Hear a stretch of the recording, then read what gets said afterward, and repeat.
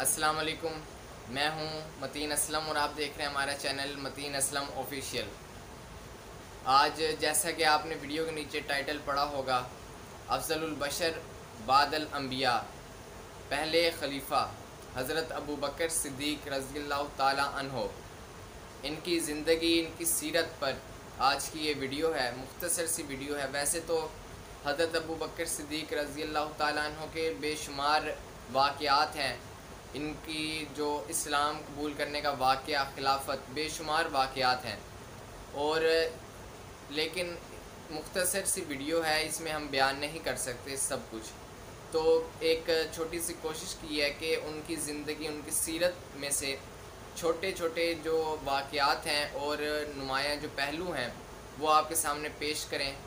तो तरतीब से ये वीडियो लेकर चलेंगे। सबसे पहले नाम व नसब, इसके बाद इस्लाम कैसे कबूल किया हज़रत अबू बकर सिद्दीक़ रज़ियल्लाहु ताला अन्हु ने, फिर इसके बाद खिलाफत का जो वाक़या है वो भी इंशाल्लाह बयान करेंगे। मुझे उम्मीद है कि आज की ये वीडियो आपको पसंद आएगी, तो इसको आखिर तक ज़रूर देखिएगा। तो शुरू करते हैं आज की वीडियो। सबसे पहले नाम व नसब की बात करें। हज़रत अबू बकर सिद्दीक़ रज़ियल्लाहु ताला अन्हु, इनका जो असल नाम है वो अब्दुल्ला है और अबू बकर कुनियत है। इसके अलावा आप रज़ियल्लाहु ताला अन्हु के वालिद का नाम उस्मान है और उनकी कुनियत अबू कहाफ़ा है। इनकी वालिदा का नाम सलमा और कुनियत उम्मुल खैर है। तो ये नाम व नसब है। और इसके अलावा हज़रत अबू बकर सिद्दीक़ रज़ियल्लाहु ताला अन्हु का जो सिलसिला नसब है वो 7वें पुश्त में मुर्रा बिन काब से हजूर सल्लल्लाहु अलैहि वसल्लम से के साथ मिलता है। हज़रत अबू बकर सिद्दीक़ वाक़े फ़ील के 2.5 बरस बाद पैदा हुए। एक बाकमाल उस्ताद अपने शागिर्दों के अंदर जो खूबी नुमायाँ पाता है तो उस शागिर्द को उस जैसा लक़ब या कोई नाम दे दिया जाता है। इसी तरह हजूर सल्लल्लाहु अलैहि वसल्लम के असहाब हैं। हजूर सल्लल्लाहु अलैहि वसल्लम ने जिस सहाबी में जो खूबी नुमायाँ पाई, वैसे तो हर सहाबी बहुत फजीलत वाले हैं और बेशुमार खूबियों वाले हैं माशाल्लाह, लेकिन जिस सहाबी के अंदर हजूर सल्लल्लाहु अलैहि वसल्लम ने कोई खूबी नुमायाँ पाई तो वो उनको लक़ब दे दिया गया। इसी तरह से हज़रत अबू बकर सिद्दीक़ का जो लक़ब है वो सिद्दीक़ और अतीक है, क्योंकि सिद्दीक़ सिदक यानी सच्चा, सच्चाई, और इसके अलावा सच बोलने वाले को कहते हैं।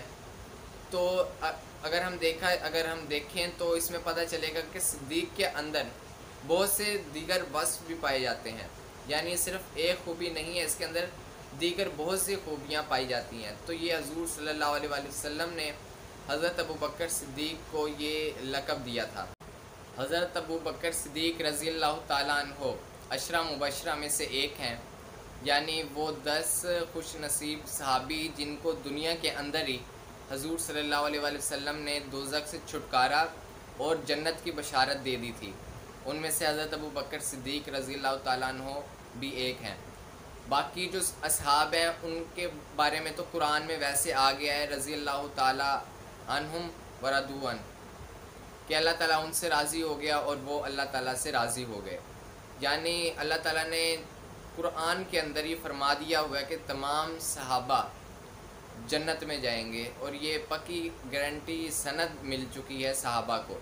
अब जो शख्स कहता है, कोई बकवास करता है सहाबा के मुतालिक, तो वो इसका मतलब कुरान का इनकार कर रहा है और उसका अंजाम आप सबको मालूम ही है। तो बात करते हैं कि हज़रत अबू बकर सिद्दीक़ रज़ियल्लाहु ताला अन्हु ये अशरा मुबशरा में से एक हैं और हजूर सल्लल्लाहु अलैहि वसल्लम ने इनको बशारत दी थी, और ये बशारत मिलने के बाद इनका लक़ब अतीक हो गया था, यानी सिद्दीक़ तो था और अतीक भी मिल गया साथ में। इसके अलावा हज़रत अबू बकर सिद्दीक़ की जो खिलाफत है वो कैसे कायम हुई।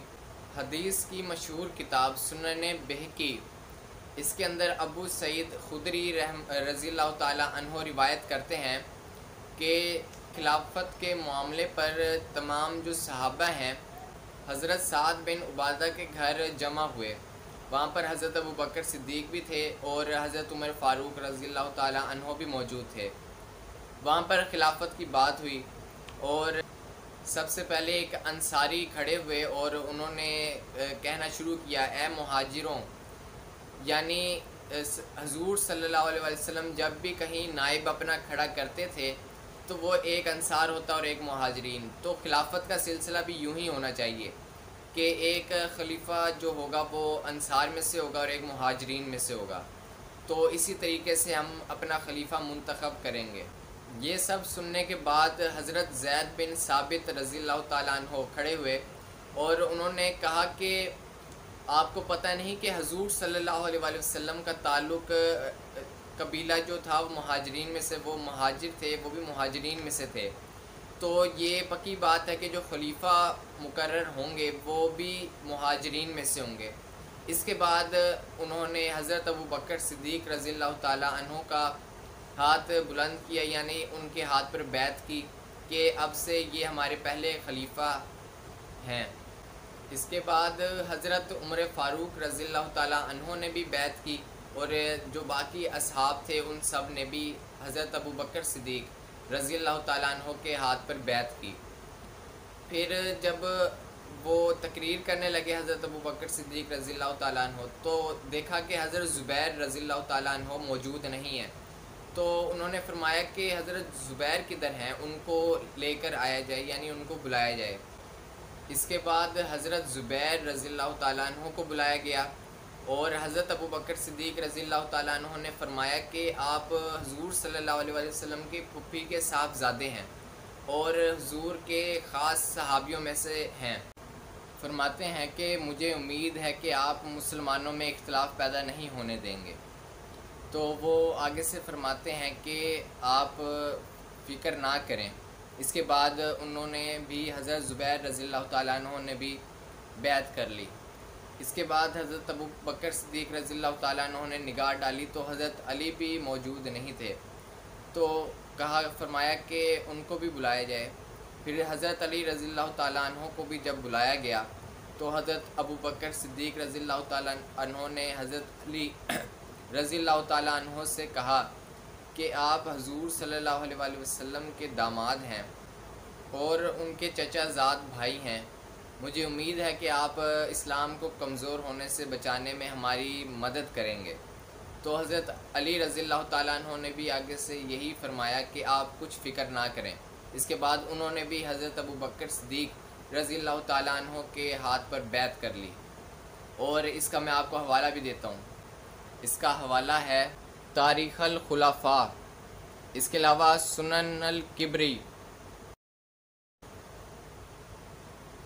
اس کے علاوہ مدارج النبوہ، اس کے اندر حضرت علی رضی اللہ تعالیٰ عنہ سے اندر بھی حضرت علی رضی اللہ تعالیٰ عنہ فرماتے ہیں کہ آپ کو حضور صلی اللہ علیہ وسلم نے آگے کیا ہے تو کون آپ کو پیچھے ہٹا سکتا ہے، یعنی اشارہ تھا اس طرف کہ حضور صلی اللہ علیہ وسلم نے اپنے علالت کے دنوں کے اندر حضرت ابو بکر صدیق رضی اللہ تعالیٰ عنہ کو آگے کیا تھا اور صحابہ کی امامت حضرت ابو بکر صدیق رضی اللہ تعالیٰ عنہ نے کروائی تھی، اس طرف اشارہ تھا، اور یہ حضرت علی رضی اللہ تعالیٰ عنہ کہہ رہے ہیں۔ مدارج النبوہ، یہ اس کا حوالہ کتاب یہ آپ پڑھ سکتے ہیں۔ اب اس سب کے بعد بھی اگر کوئی صحابہ پر اور حضرت ابو بکر صدیق رضی اللہ تعالیٰ عنہ کے خلاف بھونکتا ہے تو اس کا ہمارے ساتھ کوئی تعلق نہیں ہے۔ اس کے علاوہ حضرت ابو بکر صدیق رضی اللہ تعالیٰ عنہ کی شان کے اندر قرآنی آیات بھی موجود ہیں، وہ انشاءاللہ اگلے لیکچر میں بات ہوگی، کیونکہ یہ ویڈیو لمبی ہو رہی ہے اور اس میں انشاءاللہ واقعات جو ہیں مختصر سے ایک دو واقعات انشاءاللہ میں بتاؤں گا۔ حضرت ابو بکر صدیق رضی اللہ تعالیٰ عنہ کی بڑی شان ہے، بڑی فضیلت ہے، اسی فضیلت کی وجہ سے انہیں افضل البشر بعد الانبیاء بھی کہا جاتا ہے، یعنی انبیاء کے بعد انسانوں کے اندر سب سے جو عمدہ اور بہترین انسان ہے وہ حضرت ابو بکر صدیق رضی اللہ تعالیٰ عنہ ہیں، اور یہ صرف میں ہی نہیں کہہ رہا، یہ حضور صلی اللہ علیہ وسلم نے فرمایا ہے۔ اب چند جو واقعات ہیں، یعنی ایک تو واقعہ ہے حضرت ابو بکر صدیق نے جو جنگ لڑی تھی مسیلمہ کذاب، یعنی وہ جھوٹا جو تھا جس نے جھوٹی نبوت کا دعویٰ کیا تھا، اس کے خلاف جو جنگ کی تھی۔ اور حضرت ابوبکر صدیق رضی اللہ تعالیٰ عنہ نے فرمایا تھا کہ پہلے فرمایا تھا کہ کوئی بھی بدری صحابی جو بدر کے اندر شامل ہے وہ کوئی جنگ اب نہیں لڑے گا، لیکن جب یہ واقعہ سامنے آیا، یہ جب جنگ شروع ہونے لگی، تو حضرت ابوبکر صدیق رضی اللہ تعالیٰ عنہ نے فرمایا کہ چاہے بدری ہو یا غیر بدری، وہ اس جنگ میں ضرور حصہ لے گا۔ اور یہ کفر اور اسلام کی جنگ تھی جس میں پہلا جھوٹا جو نبوت کا جس نے دعویٰ کیا تھا اس کے خلاف جنگ ہوئی تھی، اور یہ حضرت ابوبکر صدیق رضی اللہ تعالیٰ عنہ نے وہ جنگ جیتی اور اس کو قتل کروایا، یعنی وہ جو تھا جھوٹا وہ مر گیا۔ اور اس کے متعلق حضرت عمر رضی اللہ تعالیٰ عنہ بھی فرماتے ہیں، کہتے ہیں کہ میری ساری زندگی کی نیکیاں لے لو، لیکن حضرت ابوبکر صدیق رضی اللہ تعالیٰ عنہ کی 2 نیکیاں مجھے دے دو۔